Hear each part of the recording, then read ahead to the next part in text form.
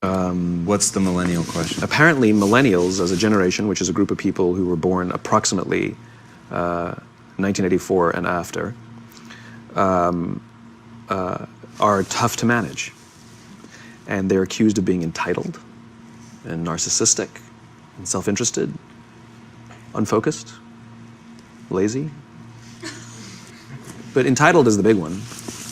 And because they confound leadership so much, what's happening is leaders are asking the millennials, what do you want? And millennials are saying, we want to work in a place with purpose, love that.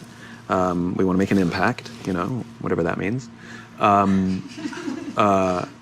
We want free food and beanbags. And so somebody articulates some sort of purpose, there's lots of free food and there's beanbags, and yet for some reason, they're still not happy. And that's because they're missing, there's a missing piece. What I've learned is that I can break it down into 4 pieces, right? There are four things, 4 characteristics. One is parenting, the other one is technology, the third is impatience, and the fourth is environment. The generation that we call the millennials, too many of them grew up subject to, not my words, failed parenting strategies, you know? Where, for example, they were told that they were special all the time. They were told that they could have anything they want in life, just because they want it, right? They were told, some of them got into honors classes, not because they deserved it, but because their parents complained. And some of them got A's, not because they earned them, but because the teachers didn't want to deal with the parents. Some kids got participation medals. They got a medal for coming in last, right? Which the science we know is pretty clear, which is it devalues the medal and the reward for those who actually work hard. And it actually makes the person who comes in last feel embarrassed because they know they didn't deserve it, so it actually makes them feel worse, right? So you take this group of people, and they graduate school, and they get a job, and they're thrust into the real world, and in an instant, they find out they're not special, their moms can't get them a promotion, that you get nothing for coming in last, and by the way, you can't just have it because you want it, right? And in an instant, their entire self-image is shattered. And so you have an entire generation that's growing up with lower self-esteem than previous generations. The other problem, to compound it, is we're growing up in a Facebook, Instagram world. In other words, we're good at putting filters on things. We're good at showing people that life is amazing even though I'm depressed, right? And so everybody sounds tough, and everybody sounds like they got it all figured out. And the reality is there's very little toughness, and most people don't have it figured out. And so when the more senior people say, well, what should we do? They sound like, this is what you gotta do. And they have no clue, right? So you have an entire generation growing up with lower self-esteem than previous generations, right? Through no fault of their own, right? They were dealt a bad hand, right? Now let's add in technology. We know that engagement with social media and our cell phones releases a chemical called dopamine.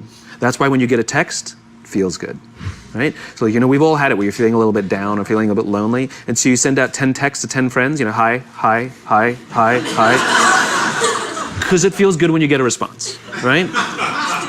Right? It's why we count the likes, it's why we go back 10 times to see if my Instagram is growing slower, did I do something wrong? Do they not like me anymore, right? The trauma for young kids to be unfriended, right? Because we know when you get a hit of dopamine, which feels good. It's why we like it, it's why we keep going back to it. Dopamine is the exact same chemical that makes us feel good when we smoke, when we drink, and when we gamble. In other words, it's highly, highly addictive, right? We have age restrictions on smoking, gambling, and alcohol, and we have no age restrictions on social media and cell phones, which is the equivalent of opening up the liquor cabinet and saying to our teenagers, hey, by the way, this adolescence thing, if it gets you down. But that's basically what's happening. That's basically what's happening, right? That's basically what happened. You have an entire generation that has access to an addictive, numbing chemical called dopamine through social media and cell phones as they're going through the high stress of adolescence. Why is this important? Almost every alcoholic discovered alcohol when they were teenagers. When we're very, very young, the only approval we need is the approval of our parents. And as we go through adolescence, we make this transition where we now need the approval of our peers. Very frustrating for our parents, very important for us. It allows us to acculturate outside of our immediate families into the broader tribe, right? It's a highly, highly stressful and anxious period of our lives, and we're supposed to learn to rely on our friends.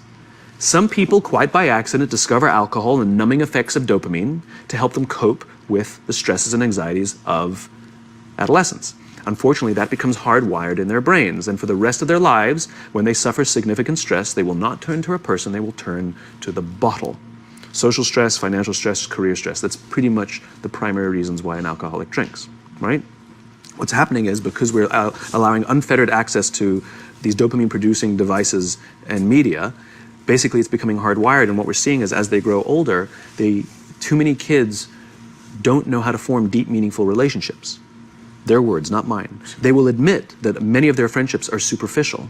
They will admit that their friends, that they don't count on their friends, they don't rely on their friends, they have fun with their friends, but they also know that their friends will cancel on them if something better comes along. Deep, meaningful relationships are not there because they never practice the skill set, and worse, they don't have the coping mechanisms to deal with stress. So when significant stress starts to show up in their lives, they're not turning to a person, they're turning to a device, they're turning to social media, they're turning to these things which offer temporary relief. We know, the science is clear, we know that people who spend more time on Facebook suffer higher rates of depression than people who spend less time on Facebook, right?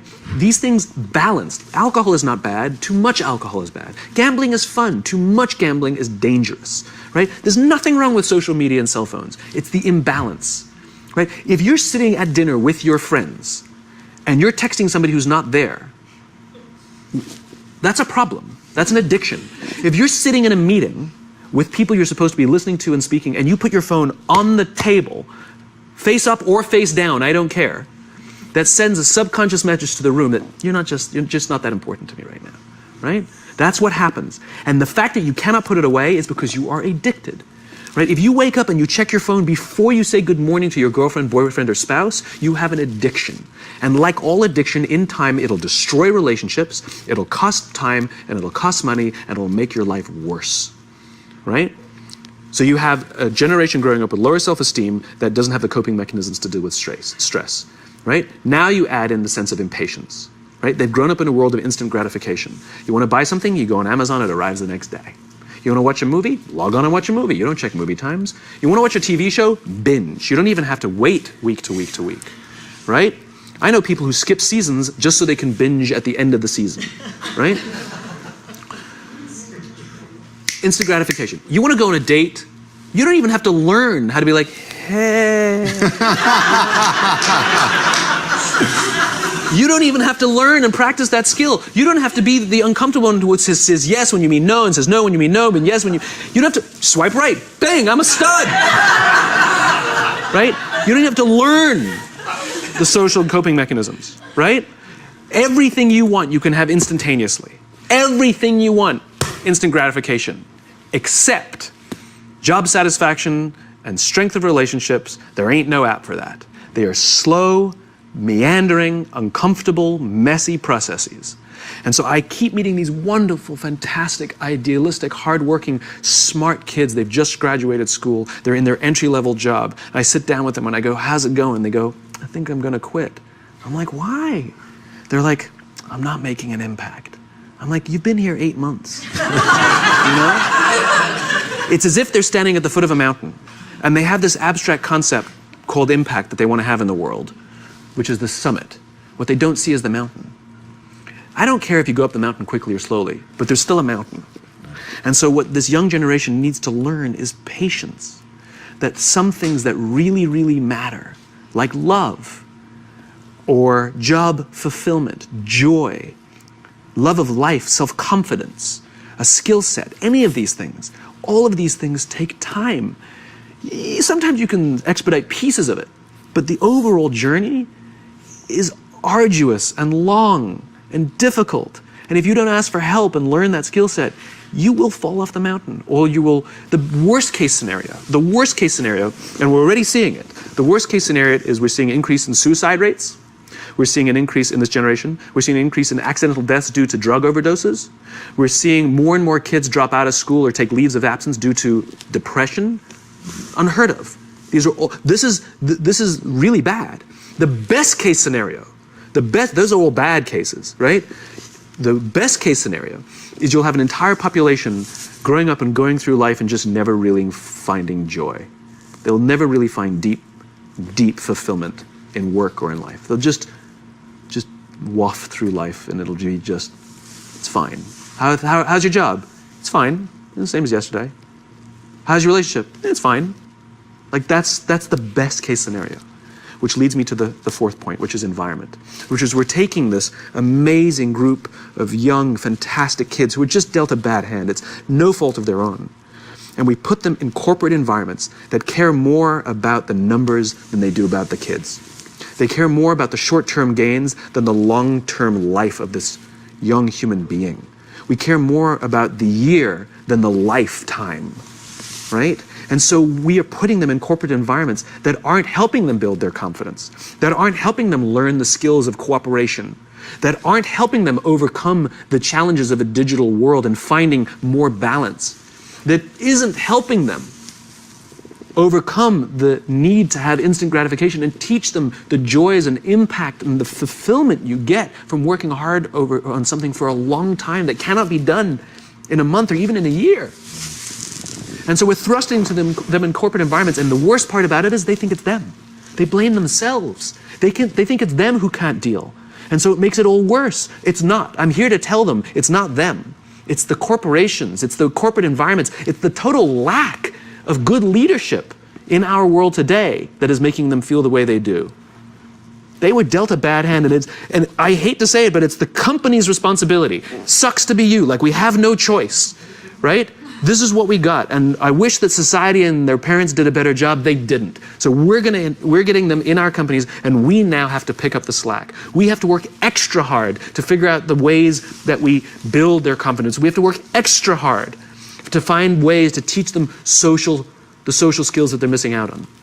There should be no cell phones in conference rooms. None. Zero. And I don't mean the kind of like sitting outside waiting to text. I mean like when you're sitting and waiting for a meeting to start, this is what we all do. We all sit here and wait for the meeting to start. Meeting starting? Okay. And we start the meeting. No, that's not how relationships are formed. Remember we talked about it's the little things? Relationships are formed this way. We're waiting for a meeting to start and we go, how's your dad? I heard he was in the hospital. Oh, he's really good. Thanks for asking. He's actually at home now.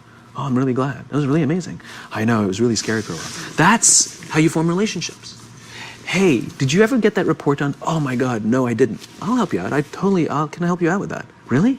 That's how trust forms. Trust doesn't form at an event in a day. Even bad times don't form trust immediately. It's the slow, steady consistency.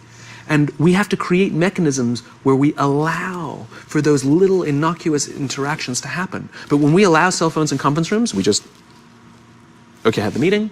And then my favorite is like when there's a cell phone there and you go like this, you go. It rings and you go. I'm not going to answer that. Like, Mr. Magnanimous, you know? When you're out for dinner with your friends, like, I do this with my friends. When we're going out for dinner and we're leaving together, we'll leave our cell phones at home. Who are we calling? Maybe one of us will bring a phone in case we need to call an Uber or take a picture of our meal. That goes without saying, come on. I'm an idealist, but I'm not insane. You know? Not a heathen. I mean, it looked really good. We'll take one phone. And so it's like an alcoholic. The reason you take the alcohol out of the house is because we cannot trust our willpower. We're just not strong enough. But when you remove the temptation, it actually makes it a lot easier. And so when you just say, don't check your phone, people literally will go like this. And somebody will go to the bathroom, and what's the first thing we do? Because I wouldn't want to look around the restaurant for a minute and a half, you know? But if you don't have the phone, you just kind of enjoy the world. And that's where ideas happen. The constant engagement is not where you have innovation and ideas. Ideas happen when our minds wander and we go, and you see something, I bet they could do that. That's called innovation, right? But we're taking away all those little moments, right? You should not, and none of us should charge our phones by our beds. We should be charging our phones in the living rooms, right? Remove the temptation. You wake up in the middle of the night because you can't sleep, you won't check your phone, which makes it worse. But if it's in the living room, it's relaxed, it's fine. But it's my alarm clock. Buy an alarm clock. They cost $8, right? I'll buy you an alarm.